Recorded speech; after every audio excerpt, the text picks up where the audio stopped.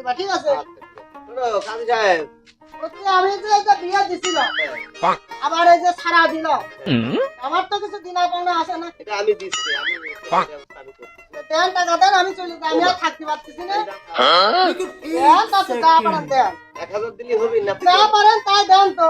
এই তুমি শরৎ দেই কাজী সাহেব কয় টাকা তোমার জন্য আমার কত বালা হয়, তোমার এই আমার দায় দায়িত্ব। ছেলের বউটা আর একজনের সাথে চলে গেল। ভালো বংশের মেয়ে আনলি, সে যদি কালো হয় তার নিয়ে ঘর সংসার করতে হয়, তাই আজকে ওর দুর্গতি। এই কথা তো সেই না, তাহলে এখন আপনার টাকা আমি 1000 দিই, 500 দিই, সেইটা বড় কথা না। বড় কথা আছে কাজী সাহেব আপনি 500 টাকা নেন, এটি হবি না নে? 1000 টাকা দেন, 1000 চেষ্টা সব জায়গায় করলে হয়। আরে শেষটা বলো তো, আমার তো ওটা সওয়াল ছাড়া দিয়ে 50,000 টাকা ছেলের হাতে দিয়ে দিলেন। মালিক যে তোমার সবই চলে গেল। আর আমার 1000 টাকা দিতে পারো না। শালা কাজই কমে সারে না রে, আরে আল্লাহ। যা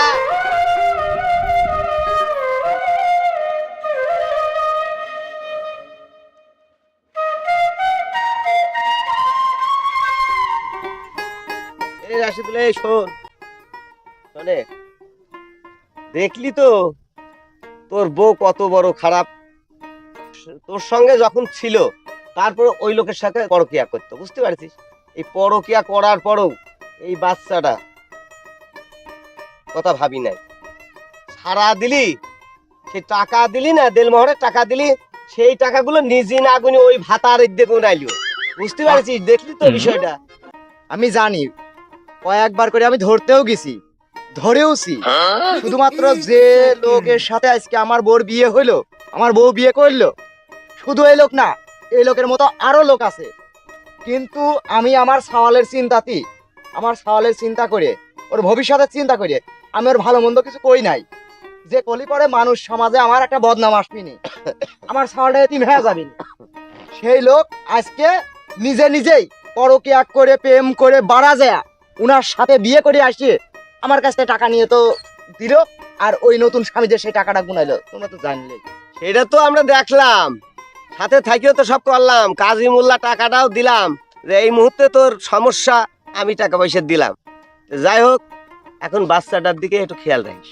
রাশিদুল, হ্যাঁ, শোনো, যা ভার তো হয়ে গেছে, ও তো বিয়ে করি, ও তো সংসার করতেছে, ও সুখিন না বলবা যে তুমি বিয়ে থা করিয়ে এই বাচ্চাটা নিয়ে তুমি সংসার করো, চিন্তা করে আর লাভ নাই। আচ্ছা ঠিক আছে, আমি তো তালাকনামার কাগজ হাতে পেয়ে গেছি, তালাকনামার টাকাও আমি পরিশোধ করে দিয়ে দিছি, ওর দিয়ে দিছি না।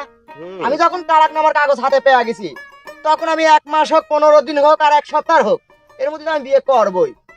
আমি সেই ভালো উপদেশটাই তোমার দিলাম। হ্যাঁ ভাই, আমি ছেলেটার মুখ জো তাকাইয়া তুমি হচ্ছে সংসার করো। আচ্ছা চলো আচ্ছা, সবাই ঠিক যাই। হ্যাঁ চলো যাই বাড়ির দিকে।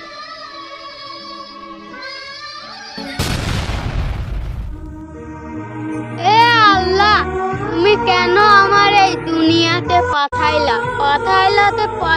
একটি গরিব ঘরেও তো দিতে পারতে। আমার মাও বিয়ে করে এক জায়গা চলে গেল, আমার বাপও নাকি বিয়ে করবে, আমার বাপও তো জিতে যাবে, আমার মাও জিতে গেল, এর মাঝে আমি শুধু ভুলে গেলাম। এ আল্লাহ, তুমি আমার এই দুনিয়া থেকে তুলে নাও। বর্তমানে আমাদের এই সমাজে এরকম ঘটনা প্রতিনিয়তই ঘটে যাচ্ছে। এরকম 15 থেকে 20 বছরের সাজানো সংসারের মাঝে ফাটল ধরাচ্ছে অবৈধ পরকীয়া প্রেম, আর এর ফলে ভেঙে তছনছ হয়ে যাচ্ছে হাজারো দম্পতির সাজানো সুখের সংসার।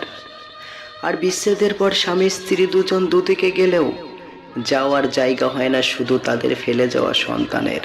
পরকীয়া প্রেমের হাত ধরে তারা ঠিকই খুঁজে নেয় তাদের সুখের ঠিকানা, কিন্তু কখনো কি ভেবে দেখেছেন তাদের রেখে যাওয়া এই সন্তানটির কি হবে, কোথায় যাবে, কিভাবে চলবে তার জীবন? তাই আপনাদের প্রতি অনুরোধ করব, আমাদের সমাজে থাকা এরকম কোনো সন্তান থাকলে তার প্রতি অবহেলা নয়, ঘৃণা নয়, একটু ভালোবাসা দিবেন, কারণ এই সন্তানটি পরিস্থিতির শিকার। আমাদের চ্যানেলের ভিডিও যদি আপনার একটুও ভালো লেগে থাকে তবে চ্যানেলটি অবশ্যই সাবস্ক্রাইব করে পাশে থাকবেন। ধন্যবাদ সবাইকে।